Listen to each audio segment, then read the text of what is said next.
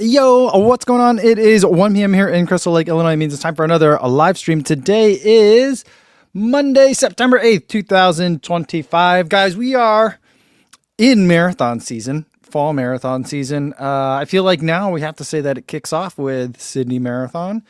But I think a lot of you guys are training for Berlin. A lot of you guys are training for Chicago and New York and other races that are also happening that are not majors, like Marine Corps, Detroit Free Press, Indianapolis Monumental. Is it Monumental Indianapolis or Indianapolis Monumental?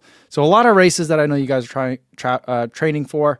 And yeah, temperatures are starting to cool off here. But I'm worried because I'm about to hop on a plane to head to Tokyo for World Championships.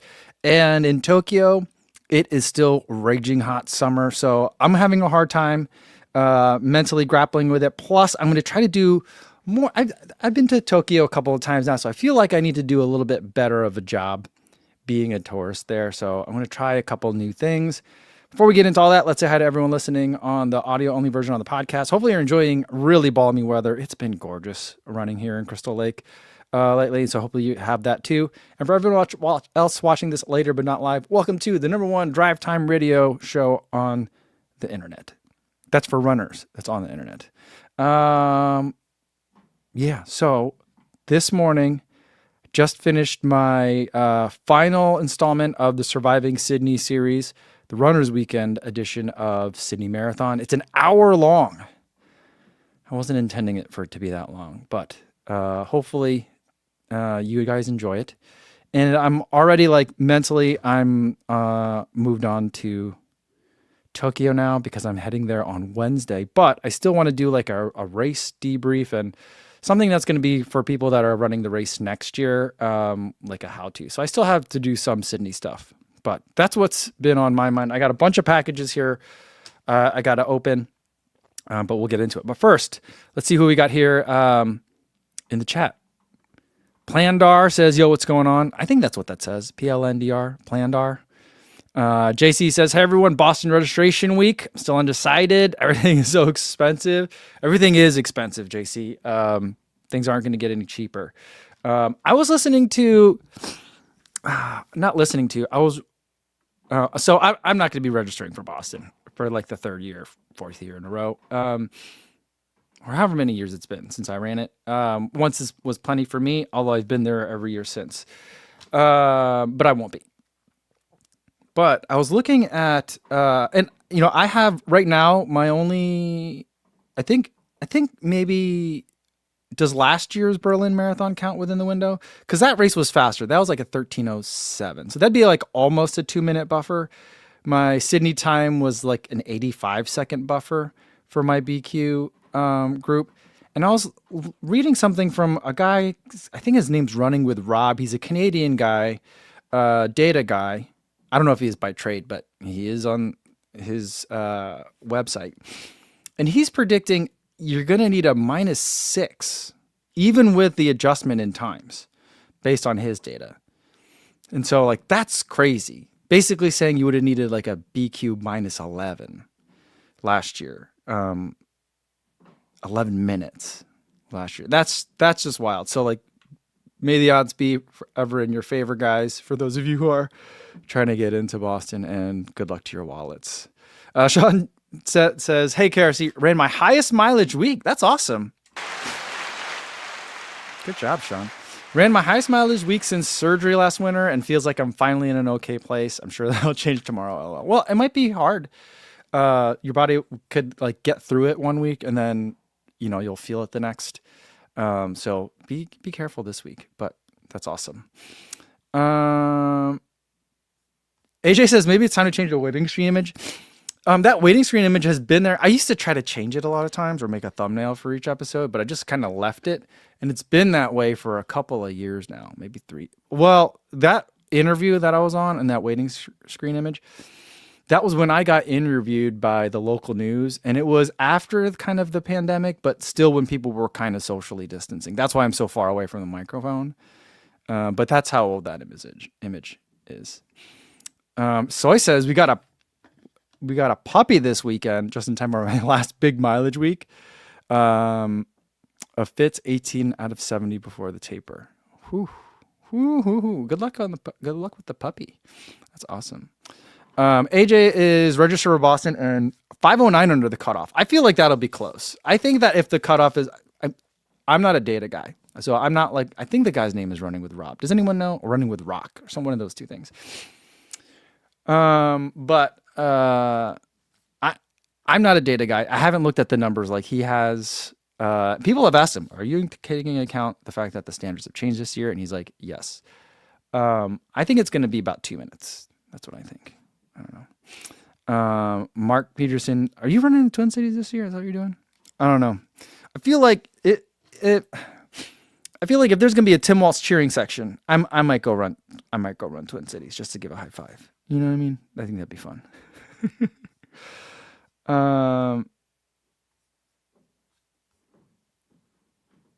Yeah. And Matthias says, "What does Boston run registration wise for those that qualified?" I don't know what it costs. I don't remember. And Mark's giving a parenting update. Mark did a toddler pantsless weekend for potty training purposes. You did? We never did that with our kids. I've never tried that before. That sounds just feral in a way. I mean, you're potty training, so maybe it's not so feral, but it's amazing. Just the idea of pantsless kids. But I feel like there's not many more weekends in Minnesota where you're going to be able to do that. It's going to be too cold for that pretty soon. But good luck. I'm glad you made it through the weekend. All right. Daniel Burton says, I will watch the Surviving Sydney when I do my indoor cycling. I hope it's enjoyable for something like that. I feel like an hour is a nice amount of time too, because that's a good amount of time to be on a bike, on the trainer. Johnny Dodgen says, wow, Surviving Sydney, an hour long. Looking forward to watching it with the fam later. Well, thanks, Johnny. I hope you guys enjoy it. And CV76 says, you're going to need an intermission for hour-long videos. Well, YouTube will take care of that for you. They'll put some commercials in there. You know? All right. Andrew Scott says a 6-minute buffer would be wild. A 6-minute buffer would be wild because last year was 6:51, and then they changed all the times. They moved them all up by 5 minutes. So I feel like, yeah, I don't know. Frank says, he thinks that U.S. tourism collapse will make it easier to get in. So the guy running with this dude, I gotta find this guy for you. Maybe we need to talk about it. But this guy was like, he has been thinking about how Canadians specifically, potential reluctance to travel to Boston would impact it. And I think that what Running with Rob, I'm really sorry that I don't know the guy's name, that guy is underestimating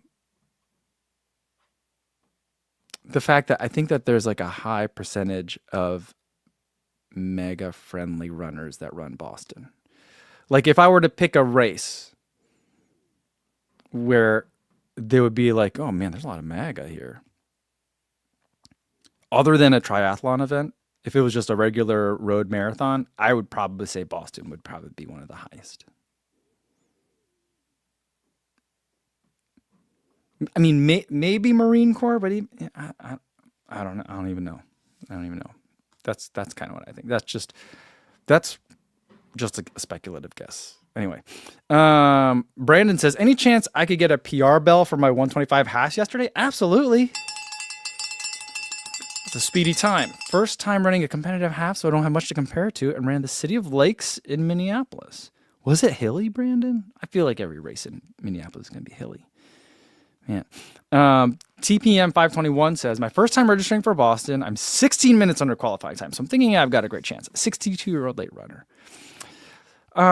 Late in life runner. LOL. Well, congratulations on 16 minutes. That's incredible. But yeah, I think you're good. I think you better have a hotel booked. All right. Let's see. What else we got here? Scuba Sun says, going pantsless was how I potty trained my 2 kids at 2 years old. Worked out great. Potty trained after the first day. That's incredible. We had kind of an opposite approach to it, where we let them do it on their own pace. And it's they took them a lot longer to get potty trained than 2 years old. But I don't know. After a while, sometimes it's very convenient to have a kid that could just go in and pull up. All right. Adam bringing up some race. Adam demanding that we talk about running. Says Fifth Avenue Mile. Of course, I'm the one who brings up races. Who is Gracie Morris, who won the women's league? I don't know. I didn't watch it. I was busy trying to get the video done this weekend, so I wasn't even spending time with family all that much this weekend, unfortunately. But I don't know who Gracie Morris is. And the men's was Yared, Parker, and Drew. Yeah, I think that was interesting. Interesting results there. I feel like that's not the usual mix of people who run Fifth Avenue Mile. So I don't know. I'm guessing World Championships being later this year had something to do with the different kind of like mix up in terms of who ran. But I didn't get to watch any of the races. So hopefully I will be able to get a chance to watch some of those replays later on. But yeah, that was a big deal. I felt like a lot of people were racing it this year. Linda says, I was able to make my lunch, eat it, and also sip my afternoon coffee while watching Sydney Marathon Run, a weekend video. Excellent video. Well, thank you so much. I enjoyed it a lot. I don't always do this, and maybe it's lame, like listening to your own album, but I did rewatch it once it published. I like put it on the TV and I watched it on the TV, and I had a good time watching it. And granted, I like watching me, which is I think a prerequisite for being a YouTuber. But I do like watching me, which is a very vain thing to say, I know. But I did like watching that one, and like my Tokyo video, I liked watching that. I liked watching my Paris video as well. Like those are ones that I really liked. I like my Kenya, Morocco. I've had some fun trips, and I enjoyed watching Sydney again. Sydney was fun. Sydney was really good. I'd love to explore more of Australia. I only scratched the surface, and I noticed that I frequently equated Australia and Sydney when I know that there's so much more to the country and continent. But it's all my only experience with either one. I'm gonna have to figure out more. All right. Let's see. All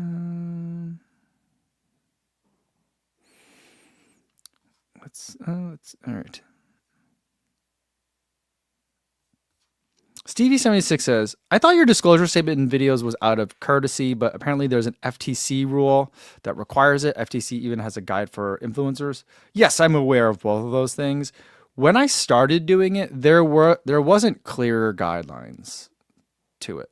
So when I started doing disclosures, there had started being things about like, hey, we got to start regulating like what's going on the internet, you know? So I just felt like it was necessary to do, because you were reviewing something, you know? So that's why I always did it. But yes, there are rules, and most people are not following them. So I just don't.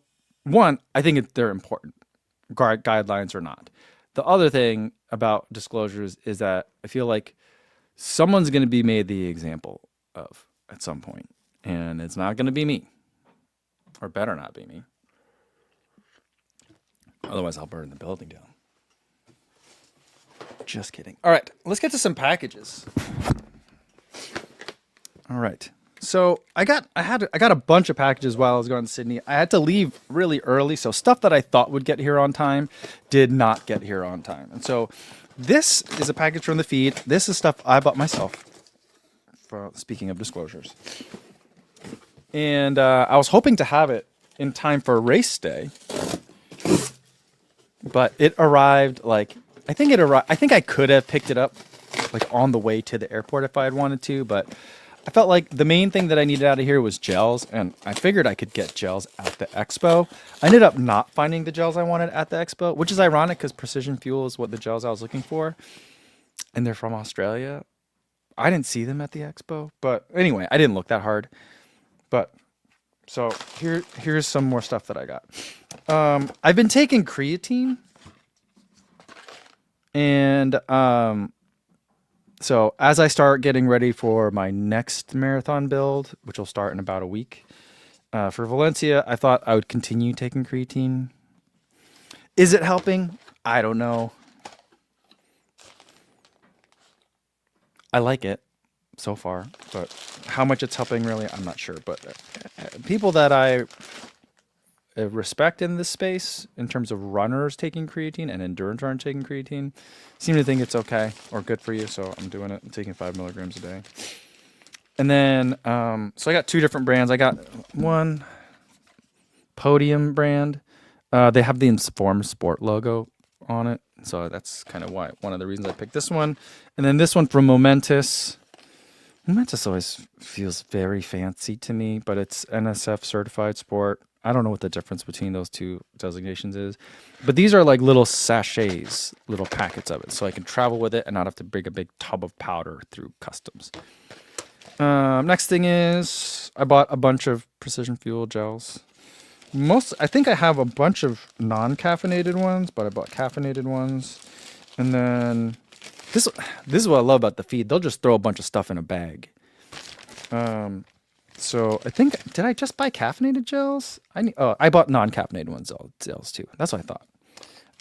And then again, I don't like to carry I love having big bags of stuff for at home, but I don't like to dish out this stuff into smaller baggies and have white powder in my bags.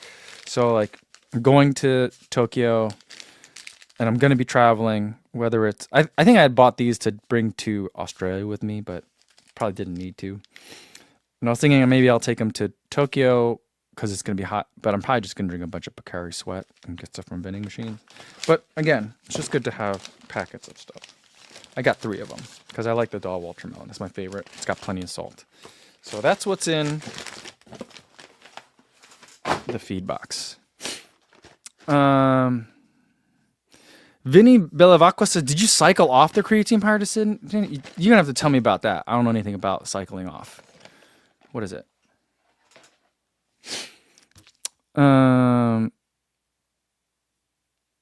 What is cycling? I just take 5 milligrams every day. I didn't do an onboarding. People talk about onboarding. I didn't know what that even means.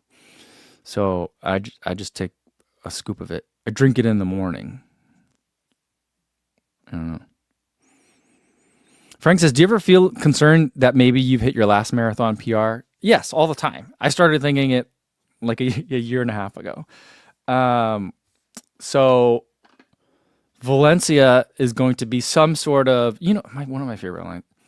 One of my favorite lines is, I used to love I still love the Lethal Weapon movies, but some of those actors, not so big a fan of anymore. But anyway, but like Lethal Weapon, where they're always like, we're not too old for this. So Valencia is going to be some sort of play on we're not too old for this. I've been telling people that it's kind of like my last hurrah. If we don't get close to like sub 3, then it's kind of like, all right, well, I guess PR days are behind me. And time to look at different distances or different goals and things like that. So I think about it all the time. I mean, we're at a time where running optimism is super high and everyone's like, age is just a number. It's about your running age, not your actual age. And, you can get faster past 50, all that kind of stuff. And I'm like, I don't know. Not everybody can. Yeah. And Frank says people stop taking creatine a couple weeks before the marathon to weigh less during the marathon. I don't know.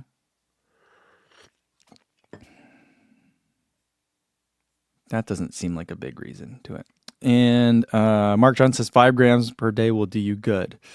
Okay, that's what I've been doing. 5 grams, 5 milligrams. I've been seeing, because I take the creatine now, I've been getting all these like creatine podcasts and stuff on like Reels and Instagram, Reels and Shorts. And people were like, yeah, some people take 5 milligrams, but I've been taking 10 times that a day. And it's been great for my brain. And I'm like, did a creatine brand pay you to say that? I just think that's weird. I don't know. AJ says there's no reason to cycle off. I didn't think so. Patrick wants to know, are you doing the media 800 meter race in Tokyo? Unfortunately, Chris Chavez got a knee injury, can't race it. Yeah, I don't know if you guys know, but I do not get invited to that kind of stuff. I am not considered media when it comes to track and field. No one thinks that I'm media when it comes to track and field. No one treats me like it anyway. So yeah, I don't get invited to that.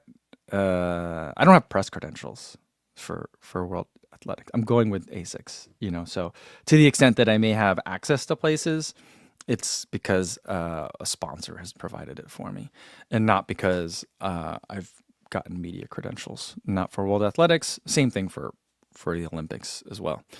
So I'm not going to be in the 800. I mean, no one even tells me when it is, because I was like, hey, I'd love to film it. I'll take some photographs for you guys. And people are like, uh-huh. And then it happens and I find out about it the next day and I'm like, oh, okay, cool. Never mind, guys. So that's a club I'm not invited to, just so you know.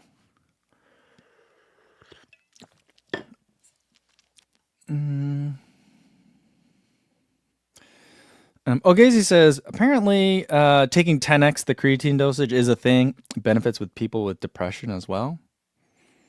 I mean, I don't know anything about it. I've just been getting flooded with it on Instagram, so yeah, I'm not gonna worry about it too much personally. Calvin says maybe a 5-year PR. Give yourself longer chunks of time to build towards a PR rather than trying every cycle and feeling burnt out or discouraged. Yeah, I mean, I think for me, what'll be useful going forward is to just try to stay somewhat in touch with the BQ. I mean, that's why, like, everyone's like, oh, congratulations on your BQ. You can run Boston now. And I'm like, I have the 7 stars. I'm not planning on registering for the race, but I just use it as a useful, kind of presidential fitness kind of thing back when that was a thing. So, yeah. All right, let's get to the next package. This one is from Soar. I think maybe they wanted this to arrive before I left for Sydney. Soar was a apparel partner for the race. Or maybe they just wanted to send me some stuff for the fall. I don't know. A lot of times the brands, they just send things and I don't know what it is. Oh, this is not for Sydney, but Soar has sent me a vest. Look at this. This is really lightweight, and it is made out of a lot of the similar kinds of material of some of the race kit of theirs that I really like. So this is nice, because my biggest complaint is that a lot of times vests are too hot, and I feel like this is made out of like singlet material. I mean, it's stronger, so it's not exactly singlet material. But yeah, it's kind of made like a race vest, but it's called the Trail Race Pack. Yeah, it's got 2 bottles in it. Zipper pocket on the one side, stash pouch on the other, and then side pockets as well. So let's see if we can get this on. Oh, it's a tight fit, like many Soar things. But, I mean, it's a Soar bag, too. And it's, like, curved. So it's not just a regular flask, so that it fits inside the pack a little bit better. And then it has... Where's this zipper go? Oh, there's zippers on the side here, so you can get the bottles in and out easier. And then... it has like little hooks. I didn't want to say hook and loop because that's the word for Velcro, but yeah. There you go. When the bottles aren't full, it looks so weird. But yeah.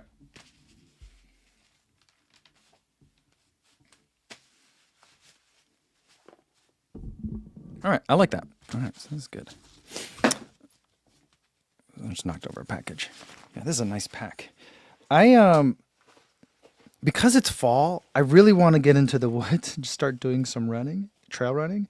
But it's not time yet, you know. I got Valencia coming up, and I'm thinking maybe I'll do like one trail run a week. I didn't do any getting ready for Sydney because I wanted to. Oh, there's a zipper back here inside, like where the water bladder would go. I don't know that you could really fit a water bladder back here. I don't think you're supposed. I don't know if you're supposed to or not, but yeah, I just wanted to like be a little bit more controlled in terms of. It's just a little zipper pouch. It's the size of this, so you put. I guess you could put like a phone or other keys, stuff that you didn't need to reach in there. But I just want to stay off the trails for getting ready for this last road race. But I think this time, just to mix it up. Give my body some different stimulus. I might just hit the trails, especially now that it's nicer and it won't be as hot and humid and stuff in there. So, yeah. Sean says, I enjoy that window on the trails between the bugs disappearing and the leaves dropping. Yeah, I feel like it'd be nice to get in the woods a little bit.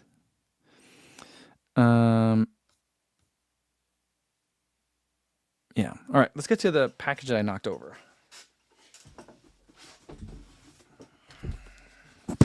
Here's another one today. Yeah, and Adam says, yeah, Velcro is the word for Velcro. It's a brand. And hook and loop is the name of that technology. It's a generic term.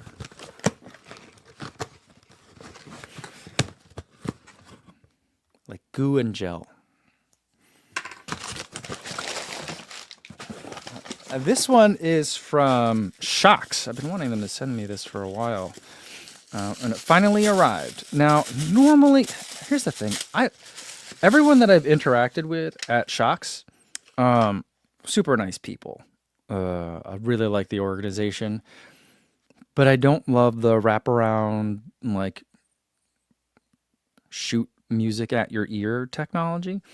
But they have a different kind of technology now. It's the same concept. It's still open ear, but it works a little bit differently. I had a pair of, I think they were Bose earbuds. I don't even know if they're earbuds is the right word. That worked similarly to this, and I liked them, and I wanted to see if these would behave similarly. So I'm gonna try these out. Open Dots 1 on my run. It's a clip-on design for secure and comfortable fit, but an immersive audio experience. Now, with these, there's usually, even the Bose ones, there's a lot of audio leak. So, like, if you're trying to listen to music and let's say you're in a room with someone else, let's say you're studying in a library or something like that, people will hear it loud, like any Shokz product. And so I'm in the suburbs now. Everything is socially distant out here, so I'm not around people a lot. So I feel like it'll be fine. But with normal Shokz, even if you turn it up, I still feel like the audio quality isn't there. I'm hoping the audio quality will be here with these. So, yeah. David Hammer says the control on those buds are terrible. Like, what kind of controls? I only need it to, like, pause and start. That's the only thing. And Andrew Scott said the Bose Ultra Open are the ones that I'm talking about. Yeah, I do like those a lot.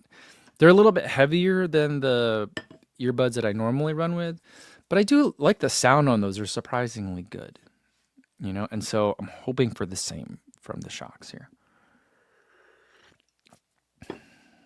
Eric DeRed says, I have those Open Dots. Controls are bad, and Sweat will activate the sensors. Oh, okay. Oh, maybe that's what David's talking about. Well, it's not crazy hot anymore. So maybe I won't have that. Hopefully I won't have that problem, but it'll be something to keep an eye out for, or an ear out for. And my meniscus source says the Open Dots are great with a good sound quality. So, all right. So some good stuff. Some good feedback from you guys. I'm looking forward to that. All right.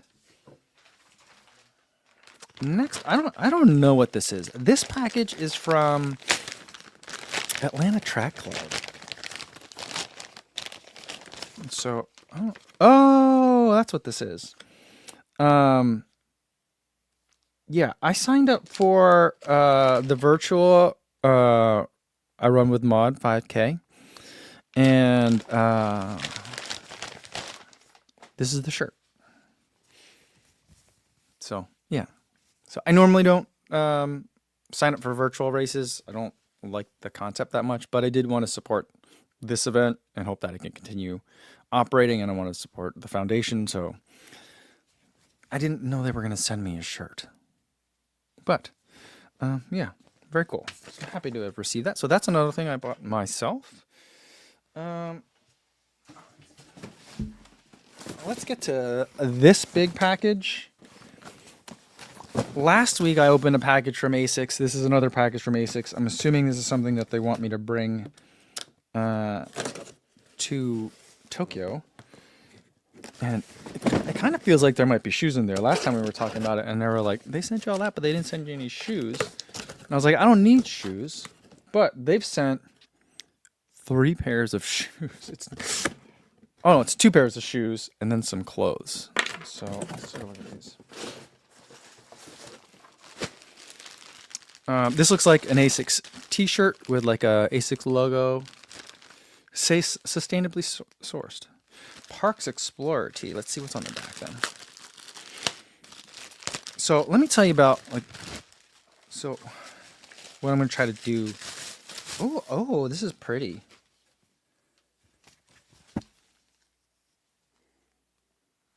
Explore with ASICS on the back and then the ASICS logo big up front. ASICS has been proud of themselves lately. They're making their logos bigger and bigger on their t-shirts. So I like there you go. Be proud of it. So one of the things I'm thinking about for Tokyo is it's going to be really hot. But I don't think people wear shorts in Tokyo. And so I'm wondering if it's going to be rude if I'm wearing shorts all the time as a grown man in Tokyo. So should I wear pants? I'm going to bring a fan, and I'm going to rock like a USB-C rechargeable fan the whole time, but so that'll help, I think, with some of the heat, but I'm trying not to like stick out so much, even though I speak 2 words of Japanese, so I'm certainly a tourist, but yeah. All right, here we go. What is this? What is this shoe? It's got some pure gel in the back. Hybrid ASICS grip, FF Blast Plus Eco. Is this a Nimbus? This is the front of the shirt, by the way. I thought this was the back, but it's the front.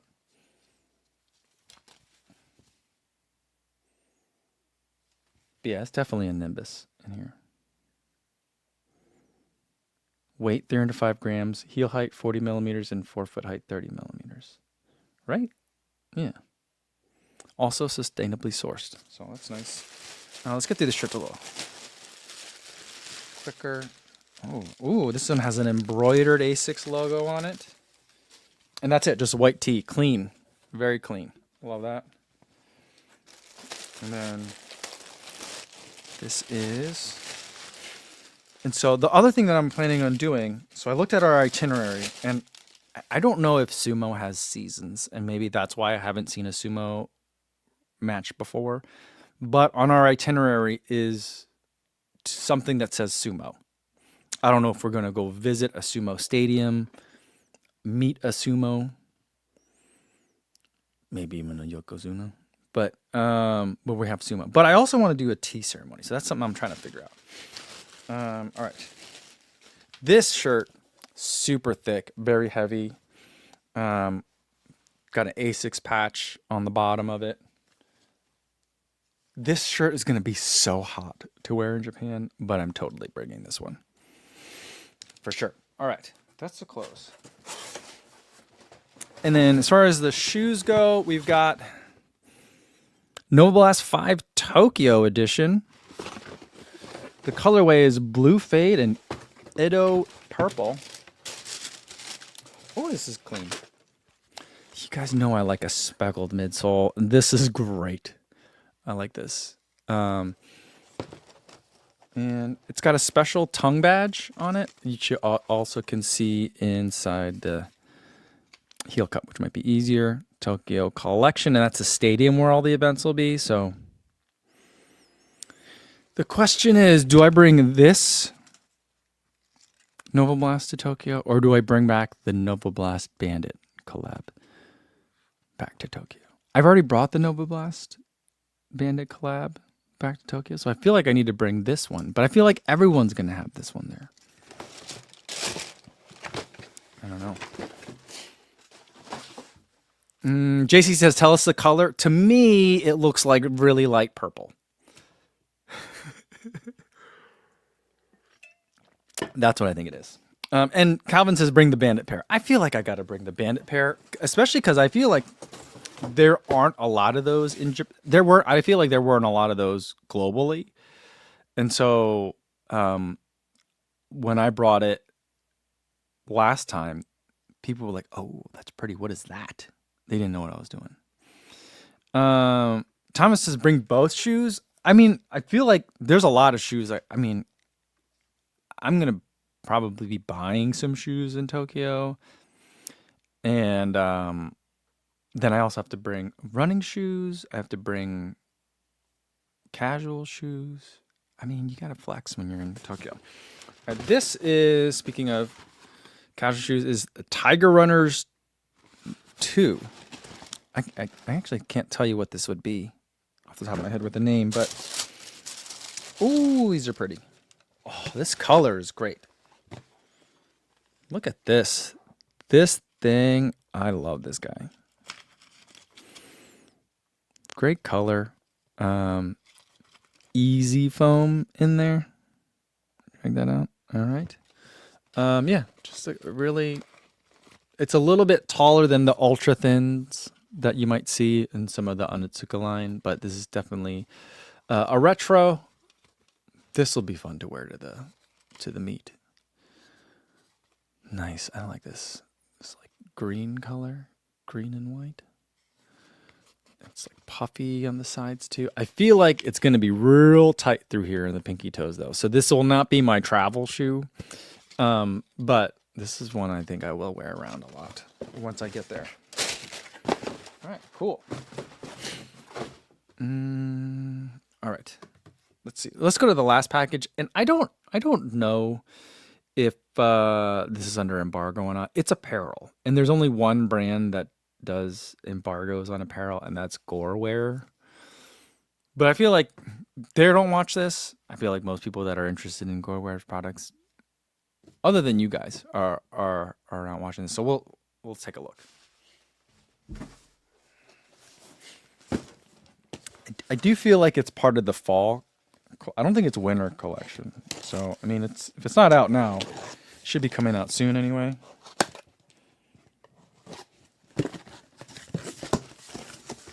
But what's weird is like I'm worried right now about like 85 degrees and humid during the day, and I'm starting to get like winter stuff already.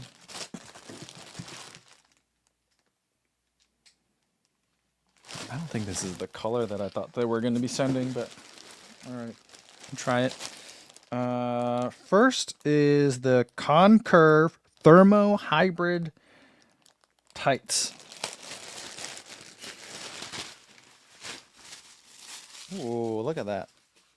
All right. So these are supposed to have like special wind blockers in strategic areas. There's a big pocket in the back that you could tuck, I think, a phone into. One side pocket. But yeah, most of the Gore stuff does not have like tons and tons of pockets. But this one has more than I think on average for Gore Wear. But yeah. Like little yellow tips at the bottom. It's really lightweight, but it feels like it will be quite warm. It has I think this has their wind blocker technology in it.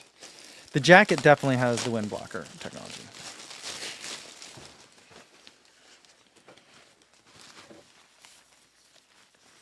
Look at that. So one of my favorite jackets of all time is the Gore Wear R5 jacket, and I used to wear that. I mean, I still do wear it all winter, lots of times in the winter for really cold days when I want as thin a layer as possible. And so I felt like the lightest crop of jackets they were putting out was kind of in the similar ilk. This one seems a little puffier, but I think one of the things that they talk about it is that it's supposed to be a little bit warmer from when you're not moving. The old Gore Wear R5, it'd be great when you were running. but once you stopped running, it was freezing cold. And so this one is supposed to be able to do both. So I'm interested to try it out. The color's really bright, but I feel like in the winter, and right now it seems like, oh boy, this is a lot of color. I feel like in the wintertime, this color will really pop when everything else is gray and drab. It's got 2 side pockets. So I believe it's like their windproof outer shell. Really breathable on the inside though. So yeah. Highly breathable garments with lightweight warmth with the Gore-Tex Labs wind stopper. Totally windproof but reliably breathable and water resistant. So soon we're gonna need jackets like that. Frank wants to know, but is it yellow or green? To me it looks green. Like it's kind of yellow green like the Nova, like this Nova Blast. It's like the same color as this. Like highlighter green, you know. Is it yellow? This is green. No? It says lime yellow, so it's both. You guys are funny. All right.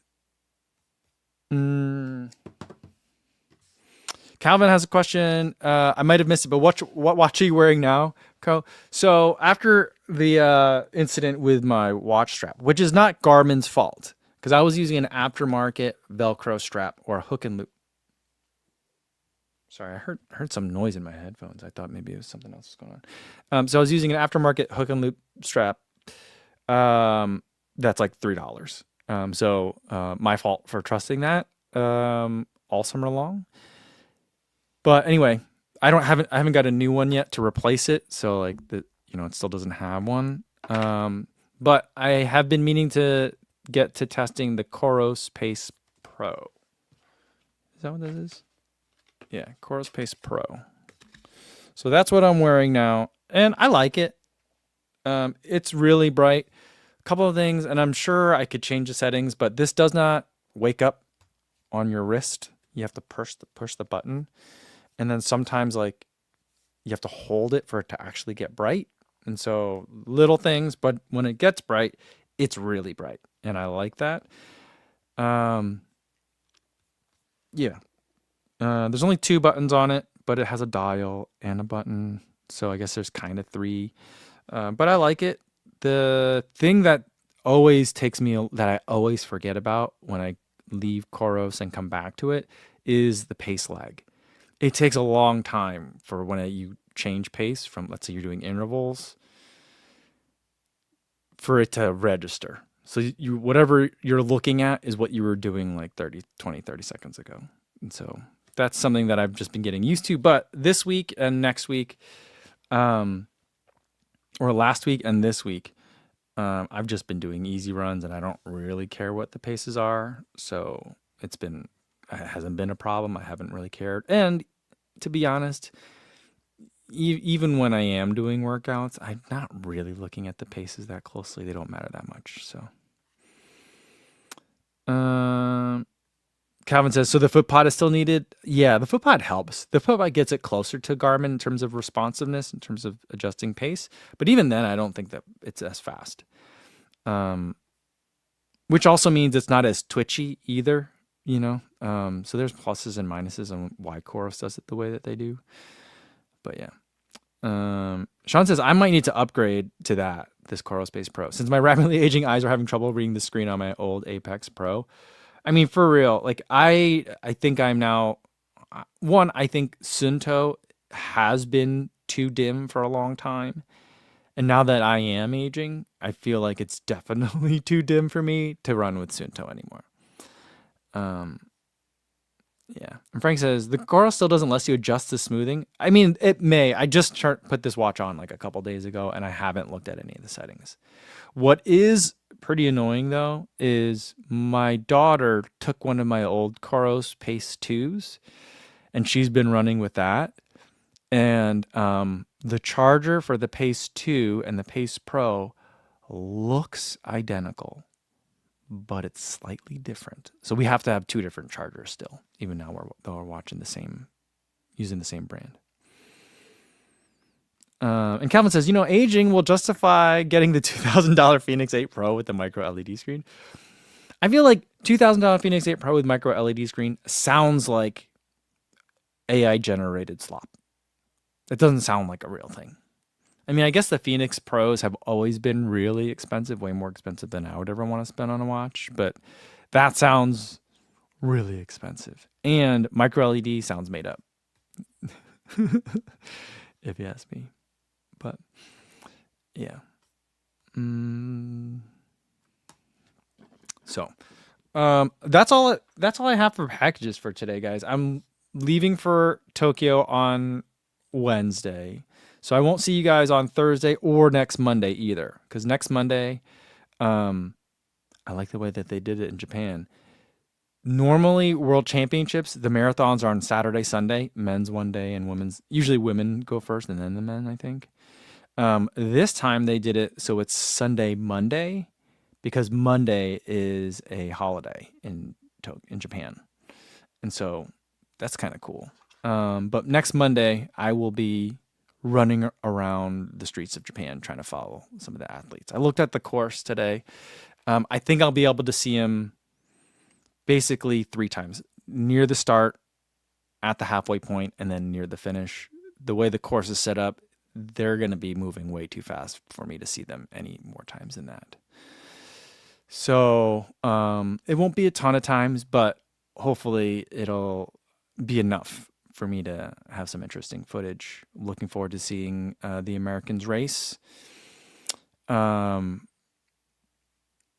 It's going to be hot. I'm so nervous for them because all summer long, I was like, I interviewed all 3 of the women and also one of the men on the U.S. team for marathon. And I asked each of them, what are you guys going to do about the heat? And they're like, it's hot where I live. I think I'm good. And I'm like, true.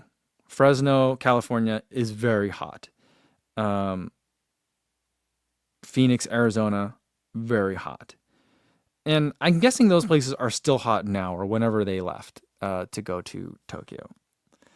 But like here, and I know where I am is different than where they are, but here it's been so mild since the week before I left for Sydney. Like has been unseasonably cool. Like by now I have de-adjusted from my summer heat training. You know what I'm saying? So I don't know. So I'm worried for everyone. There's a Missy Julia. I think she's Austrian marathoner. I met her years ago in Malaga, and she's been over there in Tokyo, and she's like she hasn't told me, but in her content, she's been like, it is unbelievably hot here. And so she's struggling with it since she's been there. So I'm very concerned for everyone that isn't coming from super hot is one thing, but humidity specifically. So I'm concerned. Tracy wants to know, how do I think Clayton's going to do? I don't know. I've been saving his Tokyo build videos because I just kind of want to watch them all at once. Also, I've been having, I like to watch those, and I've had too much work to do. So maybe I'll try to I'll do YouTube Premium again, and so I can watch them offline, but watch them on the way to Tokyo. That'd be kind of fun. I don't know. But yeah, I think that's Iceman619 says, I live in Osaka. I ran tempo today, 30 degrees, 77% humidity. Guys, that's hot. That's the kind of stuff that made me cry over the summer. You know what I mean? So, and Calvin says heat does not equal humid though. I've never felt humidity more than a summer in Korea, including summers in Houston. Really? Houston is so hot. When I was I know Houston and Austin are far apart, but when I was in Austin last summer, it was 90 degrees and humid at 6 p.m. when we started the group run. And I've never experienced that before. Usually when it's afternoon, even on the West Coast and mountain towns are weird where the heat lingers late in the day. It won't warm up until 2, 3 in the afternoon, but then the heat kind of lingers in the afternoon. But even then, towards the evening, once the sun's about to set, cools off. But like Austin never got cool. It just stayed that hot all the time. I don't know. Anyway, it's different. And Tracy says, Clayton is good with heat training. Yeah, but this is going to be a challenge. You know what has been funny is I don't know if you guys follow Coach Ed Eyestone on Instagram, but he has been posting like a tourist in Japan. He is having a good time. And so his Instagram account has been real fun to watch. And not that he's doing goofy stuff. He's not doing like fit checks, but he's just been posting a lot, which is unusual for like an NCAA coach. I feel like there is a culture there of like social media is bad. Which on that sentence alone, I don't disagree. But like they're usually like very proud to be anti social media. I know Ed Eyestone is a little bit more progressive, at least in terms of athletes using social media. I'm not going to comment on anything else, but to have him adopt it and like post stuff, has been really funny to watch, and it's interesting. All right. Daniel Burton says, is Connor Mance racing? No, he's not. He's elected not to run in Tokyo. The American team is Reed Fisher, CJ Albertson, and Clayton Young. So those are the three we're sending. I haven't heard much from Reed Fisher. But I do follow him on Strava. He's been putting in work. So, I mean, I don't think that anything's wrong. I think he's just been kind of focusing and being quiet. But it'll be interesting to see. Reed Fisher has, I don't know if you guys knew this, but Reed Fisher has like gorgeous hair. And humidity like that, who knows what it's going to do to it? I don't know. That's what I'm thinking about right now. But anyway, yeah, I'm concerned about the humidity as a spectator. So when I was in Budapest for a World Championship, I know this. When I was in Budapest for World Championships, that stadium was huge, but it was a month earlier than it is this year. Because that's when normally World Championships are, and it's a track stadium, right? And so it's not like it's not indoors. It's not. I mean, the one in Doha is, I guess, but like, it's not indoors. It's not air conditioned. There was not a lot of airflow, and there was a lot of people, and it's Europe. So the seating in stadiums is tight, right? Even in the United States, but seating in stadiums in Europe seems tighter. It seems smaller. So I felt like people were on top of me, and I was just like, I'm feeling everyone else's sweat. And so people teased me because I kept falling asleep during the evening session. But how things would normally go is we would do touristy stuff all day, eat a bunch of food for dinner, slam a couple of beers, and then head over to the stadium. And so I full belly, exhausted from being a tourist, and it was like 75, 80 degrees Fahrenheit, no wind moving through, and you're just like sitting there slowly sweating. So that's what it was like as a spectator. And I didn't have an electric fan then, but I'm going to bring an electric fan with me this time.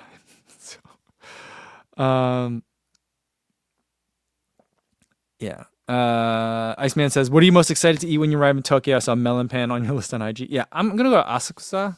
I don't know if I said that right.